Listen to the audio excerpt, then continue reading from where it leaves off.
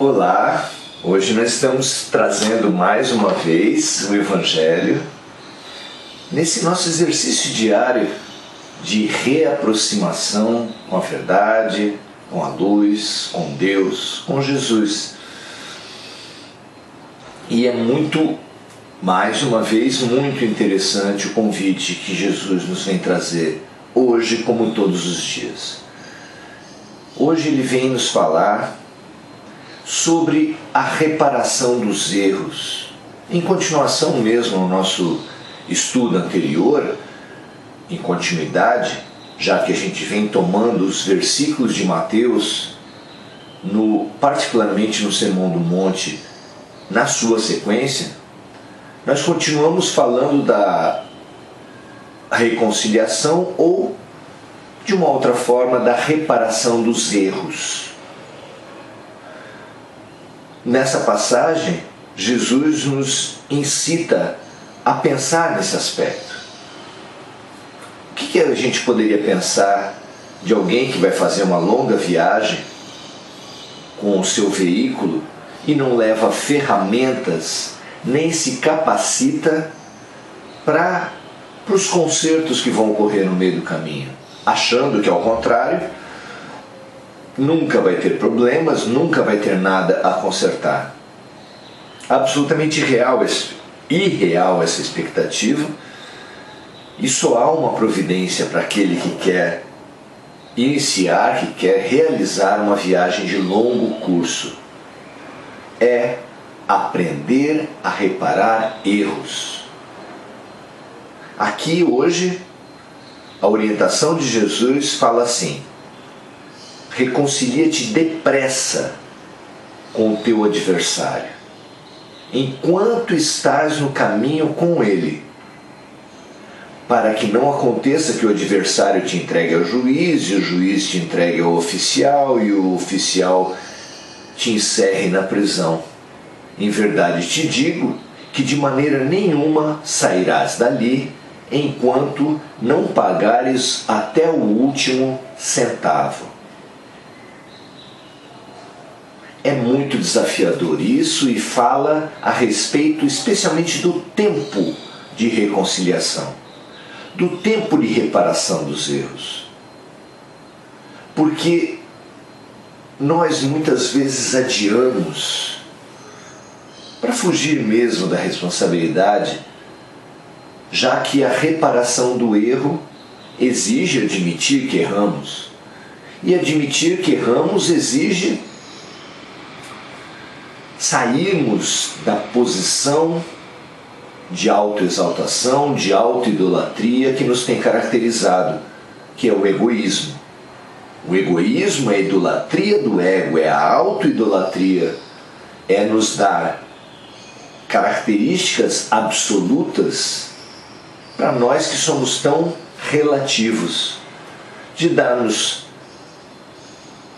status muito acima do que nós temos. Porque é claro que nós não estamos deuses.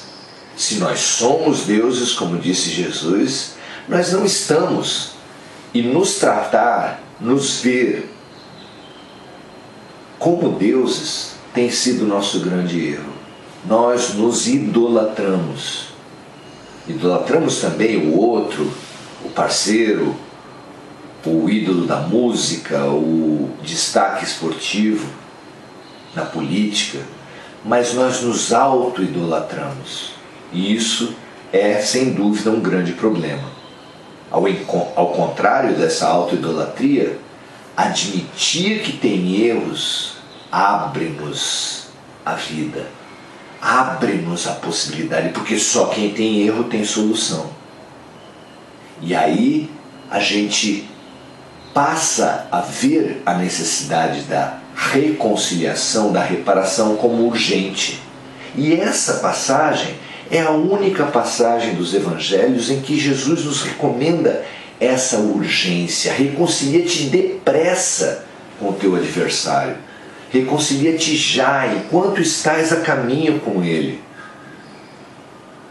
Porque deixa claro, deixa implícito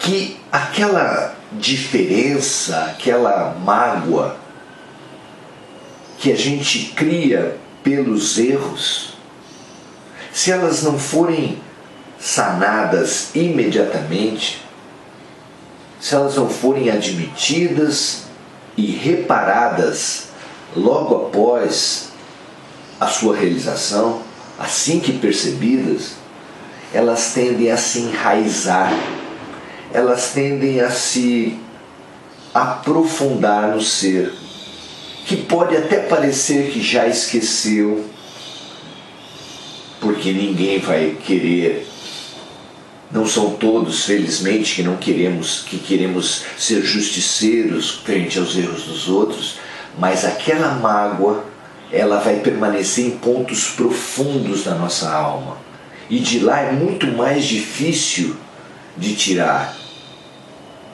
do que quando ela está mais na superfície.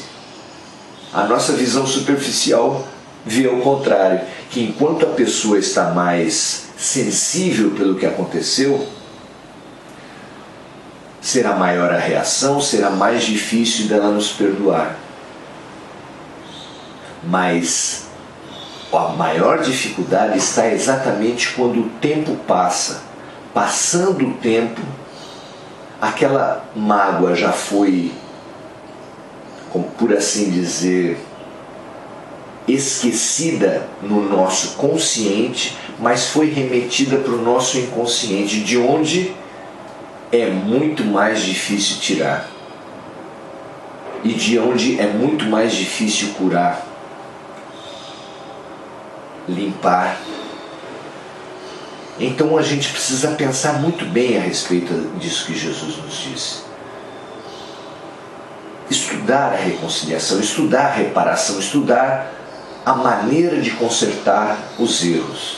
E a gente precisa perceber, assim que procura estudar isso, que há milhares de caminhos. Não há uma receita única de reparação de erros. São muitos. São muitas maneiras de nós nos ajustarmos com a verdade, de nós nos justificarmos, nos alinharmos, nos harmonizarmos com o bem, com a luz. Mas de todas essas maneiras de nos harmonizarmos com a luz, a gente pode classificar em dois grupos, pode organizar essas muitas maneiras em dois grupos, os caminhos e as maneiras externas e aquelas internas. Externamente, a sociedade tem criado diversos caminhos de ajuste, de justificação, de justiça para os homens, simbolicamente a cadeia, mas também a vida tem trazido outras oportunidades de ajustamento com o alto. A doença, por exemplo, é uma maneira muito forte de nos ajustar ao alto. A primeira consequência de alguém que está doente, principalmente uma doença mais contínua, mais grave, é nos lembrarmos de Deus, é nos lembrarmos do bem, é refletirmos sobre a vida. Então, pensar sobre o que nos acontece, as coisas, os fatos que nos acontecem, é muito importante e às vezes só é possibilitado pelo impacto, pela situação, pelas consequências que advêm dos nossos erros. Mas é claro que a dor por si não melhora ninguém. Ela só vai propiciar esse espaço de autoaprimoramento, de ajuste, de reconciliação, se levar à reflexão. E mesmo a reflexão só vai nos ajudar de verdade se levar a um sentimento. E a reflexão e o sentimento só vão operar essa limpeza e esse ajustamento e esse aperfeiçoamento em nós se chegar às nossas ações concretas. Então, o externo, os caminhos de aprimoramento externo, eles são todos muito importantes, mas são caminhos e só fazem sentido se nos atingirem na nossa internalidade, na nossa subjetividade. De que adianta nós aprendermos e conquistarmos as coisas do mundo e se isso nos prejudicar em nosso espírito? Ou, como diz Jesus, de que adianta ganhar o mundo todo e perder a sua alma? No dizer de Paulo, de nada adianta essa enormidade de práticas externas se elas não nos conduzirem ao amor. E não é verdade?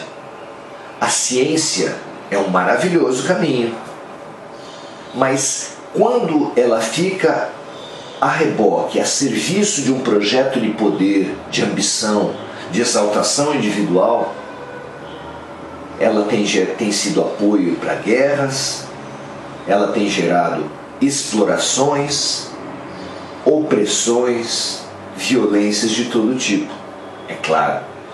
E assim a filosofia, quando a serviço da vaidade, muitas vezes chega a propagar o suicídio, a depressão, a desesperança.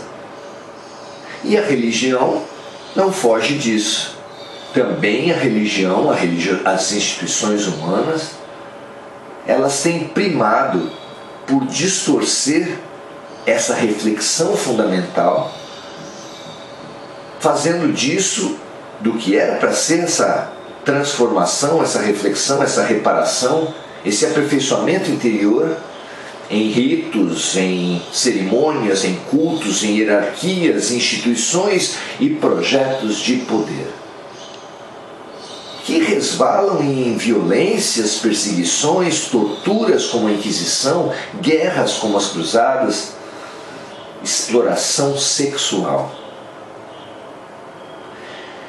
Esses tempos nossos são muito duros, mas são muito ricos. As nossas misérias estão todas expostas. Se isso nos causa angústia, nos causa também oportunidades de reparação e de reconciliação. Então, ao invés de olharmos as dores do mundo, as angústias do mundo, pela tristeza, pela decepção perante um ideal, uma perfeição que não existe, que não se concretizam, que não se realizam, que não se verificam na nossa vida, aceitemos os nossos erros, os erros do mundo e vejamos em tudo oportunidades do nosso crescimento. É Deus, é a vida evidenciando os problemas. E os problemas de quem? A corrupção é de quem? O desvio sexual é de quem? O sensorialismo, essa busca pelo prazer a qualquer custo, é de quem? Não é da Cracolândia, não é de Brasília. Os problemas não são do Islã. Os problemas são do homem, são da nossa natureza. Deixar isso, localizar isso como questões externas, é abrir mão de uma preciosa oportunidade de reflexão. O outro que está lá fora, a televisão, os fatos, a vida, são todos espelhos. O outro é sempre um espelho. Ou seja, uma oportunidade de reflexão, de revisão e de aprimoramento, de ajuste, de reconciliação. Então, aproveitar os desastres naturais, aproveitar especialmente os desastres humanos, as violências, os absurdos que infelizmente têm proliferado e têm sido ostensivamente atirados à nossa frente pelos meios de comunicação. Aproveitemos isso não pela indústria, pela perversidade, nos escandalizando e nos paralisando, nos decepcionando, nos desiludindo. Sim, nos desiludamos, mas vendo a desilusão como um processo de libertação? Ou é bom ficar iludidos?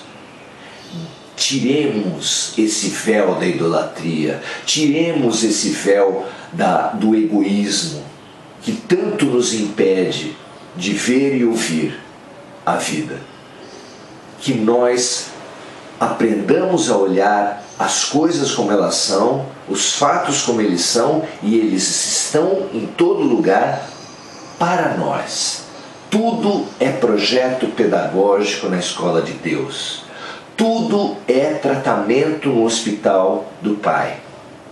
Aproveitemos como doentes e alunos que somos, e nós aprenderemos, e nós nos curaremos, e a verdade, como prometido, nos libertará.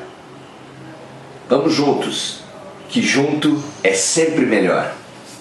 Até a próxima.